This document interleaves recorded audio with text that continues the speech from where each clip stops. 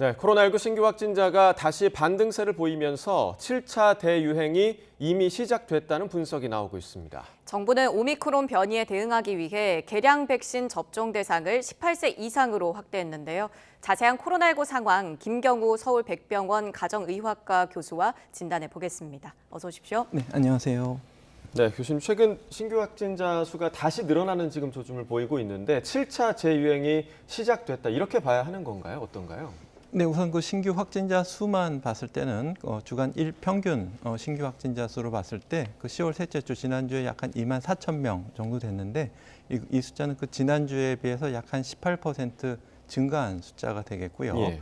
또 10월 28일 0시 기준으로 일평균 확진자 수를 봤을 때도 지난주보다 약 한 46% 증가한 숫자를 3만 5천 명을 보이고 있어서 아마 10월 넷째 주 신규 확진자 수는 그 전주에 비해서 한 1.5배 증가한 수치를 보이지 않을까 이렇게 증가세가 이어질 것으로 생각이 되고 60세 이상 어르신도 그중에 한 26% 이상, 그러니까 4분의 1 이상을 차지하고 있기 때문에 전반적으로 신규 확진자 수는 당분간 증가하지 않을까 이렇게 좀 우려가 되고 있습니다. 예, 확진자 수가 증가 추세다라고 말씀을 해주셨는데 애초에는 12월 초쯤에 재유행 시작될 거다 이렇게 전망을 했는데 좀 시기가 앞당겨진 것 같습니다. 네, 아무래도 바이러스 확산에 영향을 주는 여러 가지 요인들을 한번 좀 따져봐야 될 것 같은데요. 우선 세 가지로 보게 되면 우선 유행하는 변이 바이러스의 특징, 얼만큼 면역 회피력이 있고 전파 속도가 빠른지, 그리고 두 번째는 우리 인구 집단의 면역도가 좀 어느 정도 되어 있는지, 그리고 세 번째는 사람들 간의 감염 전파를 할 수 있는 위험 행동이나 환경 이런 것들이 어떻게 변화되고 있는지를 모두 좀 살펴보는 것이 필요할 것 같은데요. 지금 이제 해외에서 유입하는 변이 바이러스, 그러니까 면역 회피력이 높은 것으로 알려져 있는 변이 바이러스들의 국내 도입과 유행 시기가 예전보다는 조금 더 빨라졌다. 그러니까 해외 입국자 사전 검사 제도가 폐지되면서 해외 유입이 더 빨라지고 또 사람들 간의 면역도 같은 경우에도 많은 분들이 예방 접종을 했지만 계속 변이가 면역을 회피하는 쪽으로 나가고 있기 때문에 계속 사람들 간의 면역도도 조금씩 낮아지는 경향이 있겠고요. 또 이제 세 번째로는 이제 여러 가지 방역 정책들이 좀 기조들이 완화되고 또 날씨가 쌀쌀해지면서 환기가 안 되는 밀폐된 환경에서 또 밀접한 접촉들이 많아지면서 감염 전파의 위험 요인들이 오히려 좀 증가하고 있는 추세라서 앞으로 겨울엔 조금 더 증가하지 않을까 이렇게 좀 우려가 되고 있습니다. 네. 날이 추워지면서 그 우려가 더 커지고 있는 것 같은데 그 유행이 시작되는 지점의 좀 규모를 살펴봐야 될 것 같습니다. 그러니까 지난 8월에 6차 유행이 시작이 됐는데 그때 시작점이 7천 명 정도에서 시작을 했거든요. 근데 지금 만약에 이제 7차 재유행이 시작됐다라는 가정 하에 보면 2만 명대잖아요. 그러면 6차 유행보다 규모가 더 커질 수도 있는 부분인가요? 네, 일단은 그 규모를 예측하는 연구팀 7개 팀 중에서 4개 팀 정도는 계속 증가할 것으로 예측을 하고 있는데 그 예. 규모는 굉장히 좀 차이가 커서 조금 더 추이를 봐야 될 것 같은데요. 우리가 이제 BA.1, 2가 유행했던 때 일평균 신규 확진자 수가 40만 명씩 나왔을 때 그 누적 확진자 수도 약 한 1,800만 명을 기록했는데요. 예. 그다음에 이제 BA.4, 5가 유행하던 시절에는 이제 최고 신규 확진자 수가 한 12만 명 정도. 그러니까 좀 규모가 약간 좀 줄어든 추세고 지금 현재까지 누적 확진자 수가 약 한 2,500만 명이 지금 그 사이에 800명이 추가적인 감염이 됐는데 지금 이제 새로운 변이 바이러스들이 유행하면서 이제 어느 정도의 규모를 나타내고 또 누적 확진자 수를 어느 정도 나타낼 것인가 이것을 좀 봐야 될 것 같은데 지난번에 이제 우리나라 국민 항체 조사를 한 적이 있었습니다. 그래서 예. 우리가 발견하지 않은 못한 또 추가적인 감염자가 있었다 이렇게 보고는 됐는데 N 항원에 대한 항체를 가지고 있는 국민들 대부분 많은 분들이 가지고 있지만 특히 60대 이상 어르신들도 이제 많은 감염이 됐지만은 60대는 한 50%, 또 70대는 한 40%, 또 80대는 30% 정도가 과거 감염이 있어서 반대로 말하면 아직도 한 번도 감염이 안 되신 분들이 상당히 많다는 뜻일 수 있기 때문에 네. 이분들이 이제 새로 유행하는 변이 바이러스에 취약할 수가 있겠고 또 한 번 감염되셨던 분들도 그분들의 예방접종 상태나 면역 상태에 따라서 얼마든지 재감염될 위험성이 있기 때문에 여전히 고위험군에 대한 취약계층에 대한 보호가 유일한 지금 현재 대응 출구 전략이 될 수 있겠다 이렇게 말씀드릴 수 있겠습니다. 네, 변이 바이러스가 7차 대유행 규모의 관건이 될 수 있다. 이렇게 정리를 해보면 될 것 같은데 지금 이 BQ.1이라는 새로운 변이 바이러스가 7차 유행을 주도할 것이다. 이런 전망이 나오는데 어떻게 생각하시나요? 네, 지금 전 세계적으로는 6%, 근데 미국이나 유럽도 나라별로 차이가 있지만 10% 전후를 좀 보이고 있는데, 좀 유럽 CDC의 보고에 따르면은 이제 아마도 좀 BQ.1이 12월 초에는 유행하는 변이 바이러스의 한 50% 이상, 그리고 내년 초에는 거의 대부분을 차지하지 않겠나 이렇게 좀 예측한 보고서를 냈는데요. BQ.1은 BA.5 하위 변이의 또 다른 추가적인 변이가 되겠습니다. 그래서 오미크론 하위 변이라고 보시면 될 것 같고요. 주요 항원 부위에 변이가 생기면서 면역 회피력을 조금 더 많이 획득한 것으로 보이고 있는데요.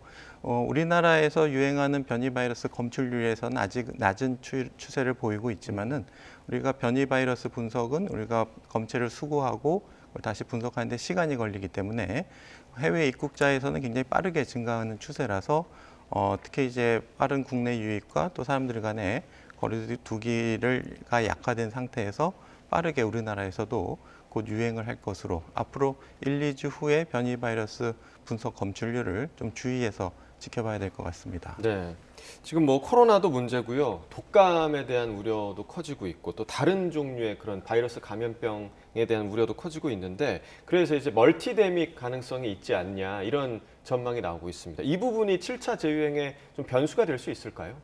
네, 아무래도 이제 의료 대응 현장의 혼란, 감염이 있고 호흡기 증상이 있는 예. 사람들을 어느 정도 구별을 해야지 되는데 그렇지 않으면 원내 감염이 또 증가할 수가 있기 때문에 또 너무 철저한 격리 때문에 중요한 치료가 지연돼서는 안 되지만은 그만큼 우리가 충분히 다른 환자들과 감염으로부터 분리된 격리 병상에서 안전하게 진료하는 대응들이 필요할 텐데요. 특히 중증 환자분들 여러 가지 어려운 질병을 동시에 가지고 있는 분들에 대한 병상 배정이 지금도 현재도 굉장히 조마조마하게 쉽지 않은 상황이기 때문에 이것이 더 증가하게 되면은 큰 부담이 될 수밖에 없겠고 또 한 가지 다른 측면은 이제 한 가지 감염병이 혹시 다른 감염병에도 영향을 주지 않을까 하는 우려들도 좀 추가적으로 검토가 필요할 것 같은데요. 예를 들면은 인플루엔자 바이러스에 감염이 되시면 인플루엔자 자체에 대한 감염도 취약해지지만 다른 감염증, 폐렴구균에 의한 폐렴으로 사망하시기 때문에 이런 멀티데믹 때, 그러니까 코로나19의 바이러스에 감염된 아이들이 혹시 이제 사람 메타뉴모 바이러스나 RS 바이러스도 취약한 건 아닌지 이런 검증을 통해서 뭐 중증이나 사망까지는 안 간다고 하더라도 증상을 심하게 경험하는 물론 젊고 건강하신 분들도 목이 너무 아프고 말을 못할 정도다 이럴 정도로 굉장히 심하게 증상을 호소하고 계시기 때문에 예. 가급적 많은 분들이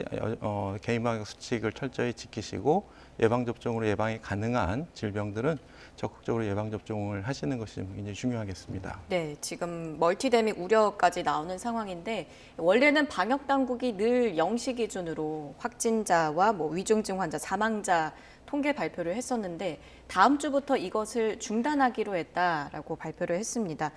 선제 대응에는 별 문제가 없을까요?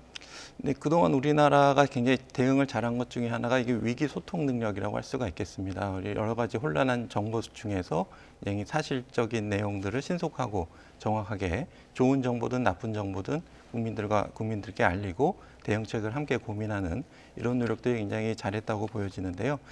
그런 면에서는 여전히 위기 소통에 대한 채널 창구는 계속 유지해야 될 것 같고 특히 이제 언론과 여러 가지 궁금증을 나누는 것들을 또 국민들이 알 수 있게 이렇게 하는 조치들은 굉장히 필요할 것 같아서 우리가 이제 코로나를 좀 잊고 싶지만 이제 아직 존재하고 있기 때문에 우리가 외면한다고 없어지는 질병이 아니기 때문에 우리가 여전히 그 팩트 사실은 계속 인지하면서 거기에 대한 대응을 하는 노력들은 여전히 중요하다고 할 수 있겠고 또 언론의 많은 관심도 적극적으로 질의를 하는 이런 시간들이 굉장히 중요할 것 같습니다. 네, 그러니까 말씀해 주신 대로 좋은 소식이든 안 좋은 소식이든 계속해서 접하는 게 좀 중요할 것 같고요. 백신 얘기를 좀 나눠보겠습니다. 그러니까 7차 재유행이 당초 예상보다 지금 빨라지면서 이제 정부가 개량 백신 접종을 지금 실시를 하고 있는데 초반에 맞았던 백신과 이 개량 백신 어떤 점이 좀 다른 점인가요? 네, 처음에 맞았던 백신은 잘 알려진 것처럼 초기 이제 우한 바이러스 주를 중심으로 해서 이제 만들어진 백신이 되겠고요. 예. 거기에서 이제 많은 이제 알파, 베타, 감마 여러 변이가 생겼고 최근에 이제 오미크론 변이가 생기면서 오미크론에서 계속 하위 변이들이 생기고 있습니다. 그래서 오미크론 초기 하위 변이가 이제 BA.1이 되겠는데 네. 처음에 이제 BA.1을 대응으로 만들어진 백신을 개발하는 동안 또 변이가 돼서 지금 BA.5가 대부분을 유행하고 있고 아까 말씀하신 것처럼 BQ.1도 BA.5의 하위 변이들이 계속 나타나고 있기 때문에 지금 BA.5에 대한 개량 백신 이것을 이가 백신을 우리나라에도 드디어 이제 도입이 돼서 11월 14일부터 본격적으로 접종이 시작되는데요.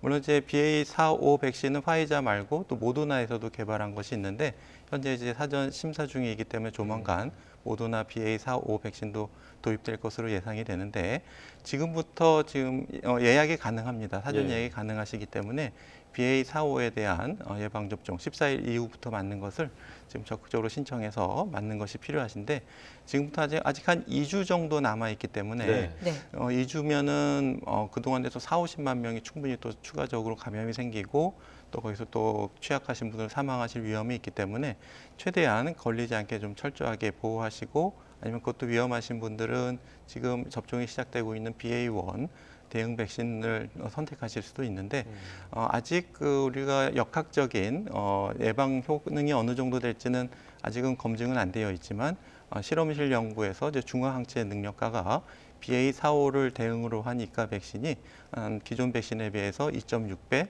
BA.5에 대한 중화항체 능력뿐만 아니라 BA.2에 대한 중화항체의 상승 효과도 3배 정도 우수한 것으로 알려져 있기 때문에 아마도 이렇게 중화항체가 더 높은 것은 그만큼 감염 예방 효과도 더 높을 것으로 예상이 되고 있기 때문에 BA.4.5 백신을 적극적으로 예약하시고 맞으시는 것이 굉장히 중요하겠습니다. 예. 네, 11월 14일부터 18세 이상 성인이면은 누구나 접종이 가능한데 지금 모더나 백신도 있고요, 화이자 백신도 있고 이거를 선택해서 맞을 수 있는 건가요? 네, 그렇습니다. 이제 사전 예약하실 때 사전 예약을 하실 수가 있겠고요.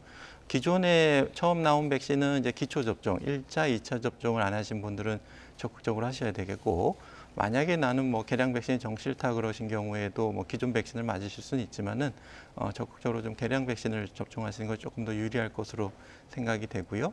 또 BA.1에 대한 개량 백신도 선택하실 수 있고 조금 더 빨리 맞으실 수는 있는데 일단은 조금 더 철저한 예.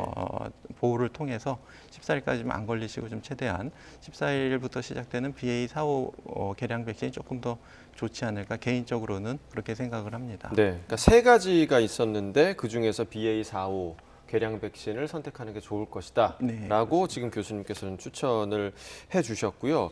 이게 이제 백신에 대한 거부감이 여전히 좀 있는 분들이 많습니다. 그래도 이제 접종을 하는 편이 좀 예방하는 데 훨씬 더 도움이 되겠죠? 네, 그렇습니다. 지금은 유일한 출구 전략, 우리가 다시 사회적 거리두기나 방역 조치를 강화하기는 어려운 상황이고 예. 여전히 고위험군, 취약군들은 감염되면 위험하시기 때문에 적극적으로 예방 접종을 하셔야 되겠고 또 건강한 사람이라고 하더라도 감염에 대한 위험이 이제 어느 정도 될지 잘 알려지지 않는 부분이 있기 때문에 백신 접종과 그냥 걸리는 것 어느 것이 더 안전하겠느냐 이걸 비교하는 것은 당연히 백신 접종을 하는 것이 훨씬 더 안전하기 때문에 일부 이상 반응이나 부작용을 경험하신다고 하더라도 감염 위험이 높은 상황에서는 적극적으로 예방 접종을 선택하시는 것이 훨씬 이득이 크다고 말씀드릴 수 있겠고 특히 이제 소아 같은 경우에도 아직은 미국 같은 경우에 이제 개량 백신이 5세 또 6세 이상 소아에도 허용이 됐는데 아직은 우리나라는 18세 이상만 허용되고 있지만 소아들의 기초 접종도 적극적으로 특히 고위험군 소아 같은 경우에는 해주시는 것이 필요하겠고요. 지금 이제 토요일, 일요일이니까 어떤 주민센터를 방문한 그 어르신들의 예약은 지금 좀 안 되고 있지만 질병청 사전 예약 사이트를 통한 자녀분들이 대리 예약해 드리는 건 얼마든지 가능하기 때문에 네. 이번 주말에 꼭 부모님을 위해서 적극적으로 사전 예약을 하시는 것이 매우 중요할 것 같습니다. 네, 교수님 끝으로요. 그 실외 마스크 착용 의무가 해제된 지 벌써 한 달이 다 돼가고 있습니다. 이제는 좀 실내에서도 마스크를 벗고 싶다 하는 목소리가 나오는데 실내 마스크 의무 해제는 어떻게 보십니까?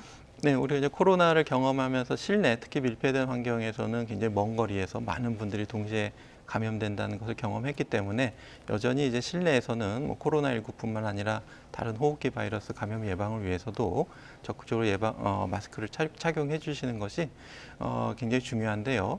우리 지금 오미크론에 알려진 기초 감염제 생산 지수가 20을 넘고 있는데 이것이 이제 감염제 생산 지수가 1 이하로 떨어지기 위해서는 95% 이상, 19명 이상이 면역을 가져야 함에도 불구하고 이렇게 감염 전파율이 1 이하로 유지됐던 것은 여전히 마스크 착용이라든지 사람들 간의 거리 두기, 또 증상이 있고 감염 전파성이 있는 분들을 좀 일정 기간 격리해서 감염 전파를 막는 노력, 이런 노력들이 여전히 유효하다고 할 수가 있기 때문에 적극적으로 개인 방역 수칙 준수, 또 증상이 있을 땐 적극적으로 검사하시고 다른 사람들을 만나지 않는 노력들, 이런 것들이 여전히 매우 중요하다고 할 수 있겠습니다. 네. 날씨가 좋아서 여기저기서 이제 축제가 많이 열리고 있는 시기인데 그래도 이제 재유행이 또 시작됐다고 한 만큼 계속해서 좀 경각심을 가지시는 게 좋을 것 같습니다. 자, 코로나19 상황과 관련해서 김경우 서울백병원 가정의학과 교수와 이야기 나눠봤습니다. 고맙습니다. 네, 감사합니다.